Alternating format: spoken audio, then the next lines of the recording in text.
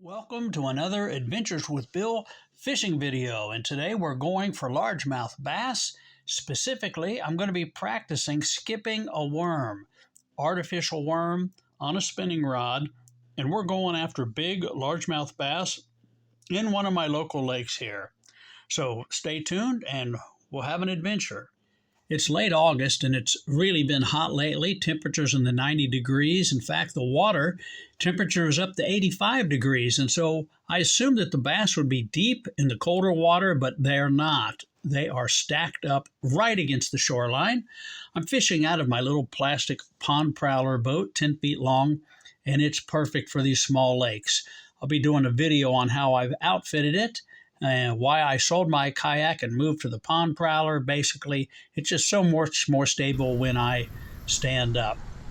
Now you can see there's grass growing right to the bank, and I'm practicing these sidearm or underhand casts where the Wacky worm, Cinco, Wacky rigged, skips and goes all the way to the shore. Now I did throw the whopper plopper some, nothing on that.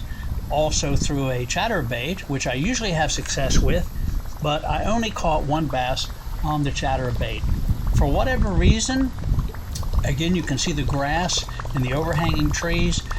Every bass I caught was within 6 inches of the shoreline. If my worm stopped a foot or 2 feet from the bank, no bite. It had to be right there, right on them.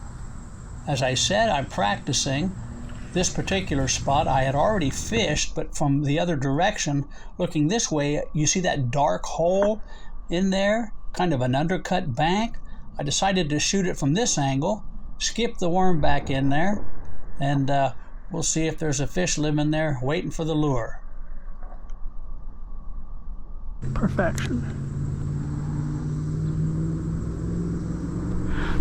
There he is. He thought so too. Oh, he's in a tree. Got him off. Another tip, always keep your net handy. Didn't really need it on this guy, but you want it where you can just reach and grab it, not snagged on anything. Tiny. And makes it a lot easier, especially if you've got a big fish. You don't want to lose him. Fished through there before. No bites. The time I put it in his wheelhouse, and he said, I'll eat that. I will eat that. I tell you what, I'm using these tru-turn worm hooks. Man, I love them. I almost never miss a bite with these. When they're stuck, they stay. He ain't that big. He's number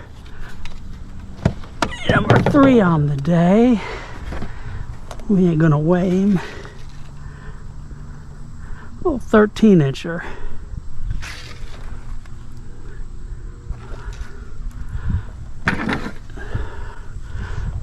You ready to go, boy?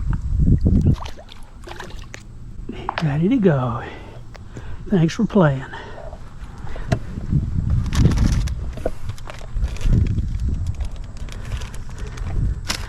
They're liking these smoke with red flake. Yum. About a 5-inch, 6-inch. A lot of times I'll rig them Wacky rig. I thought I'd try something a little different today. I'm going to retie. Cut 3 on this one.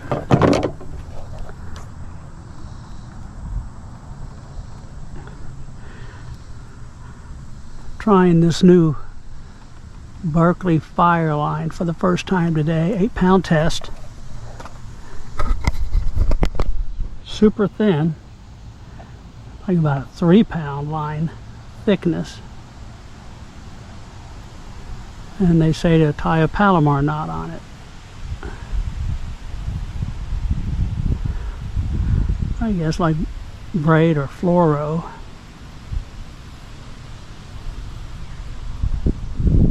Not my favorite knot, but that's what we have to use. It's what we use. I'm going to touch it up with a diamond stone. I've lost some big bass by not doing that. Just takes a second. Now, the best time to be skipping these worms is on a day when the lake is perfectly flat, perfectly calm. They skip really nice, but you can see there's a little wind, a little wave chop, not much, but sometimes when the worm hits one of those chops, it'll bounce it up in the air and up into the tree or up into the weeds. It's kind of a hassle. I've fished the worm Texas rig today, and it does not, for me, it does not skip as well as when I rig it Wacky rig style. Oh, I think he's got it. Yep, he's got it. Oh, he's got some bone to him. Fighting hard, he's thumping. Weird. He ain't a bad little bass either. You liked that worm, didn't you? I'm casting weightless, no weight on it. The more weight, the better it'll skip. And I'm using a spinning rod. I am trying to learn how to skip with a bait caster, but as you know, when you do that wrong, you get a big bird's nest and may end up cutting all your line off. But again, I'm just learning. Forehand is easier for me. It works. You need to be able to do forehand and backhand. I'm just not quite as accurate with the backhand yet, but that's why we're practicing. What was I saying about these tru-turn hooks? They hold, man.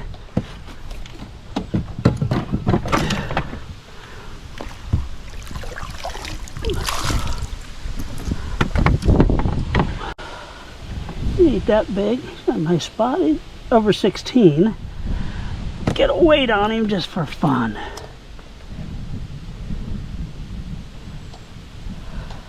Zero it out. Oh, yes, 2. This says 2.8. I'm taking it. Come on, you. Sure.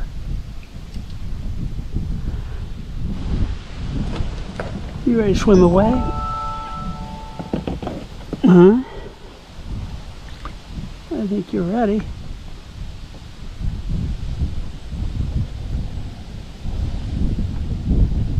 You let me know when you're ready. There you go. We can slide one back in that honey hole. You see it? Nope. That's a foot short, but I want it to be to the right. That dark spot right by the base of the log.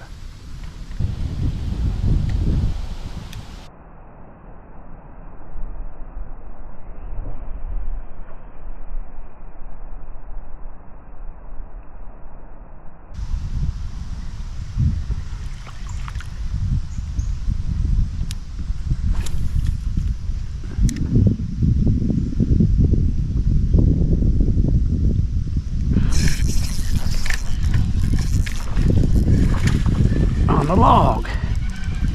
Now, I don't know if you noticed on this last cast where I caught this small bass, there was actually a log laying out a couple feet from the bank, and I was able to skip the lure over the log up against the bank, and the fish was hiding there between the log and the bank, and he bit the worm. I think there were 3 times when I was fishing on this day when, as I skipped the lure in there right on the shore, I didn't see it before I cast, but there was a big sized bass laying there in like 8 inches of water, and the worm, as it skittered across his back, startled him, and man, they took off. But again, it surprised me just how shallow in late October that these bass are holding right next to shore. You are. You haven't been out that long, have you? Yeah, you're ready.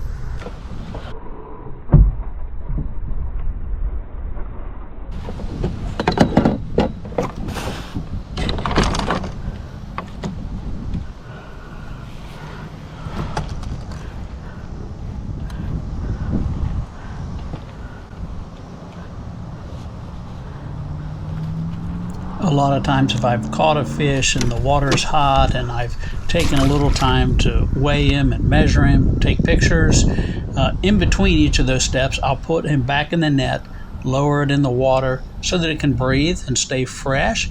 Then when it's time to release them, if I don't do it by hand, like this time, I'll just leave them in the net, make sure they're fully recuperated, let them swim off under their own power. I think it keeps the fish healthier for releasing. Again, I caught this bass, 4 pounds, 14 ounces, late August, and look at the bottom of its tail. It's completely wore off. In fact, it was bleeding when I was holding the fish up to take these pictures. It bled on my shorts. Its belly is really flat, like it's just spawned out. Usually they spawn in April or May. Here it's August.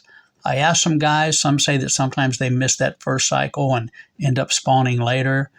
Could be that another guy mentioned that since they're so shallow on the shore, they'll use their tail to dig out a little hidey hole to give them a little more cover. I don't know, but the first one I've caught like that is pretty strange. If you have any ideas, feel free to leave them in the comments below. I appreciate it. Now this is the one bass that I caught on a chatterbait on this day.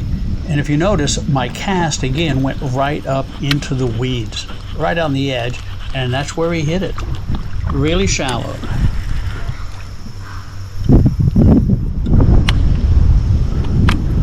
Pulled him right out of the weeds. Right out of the weeds.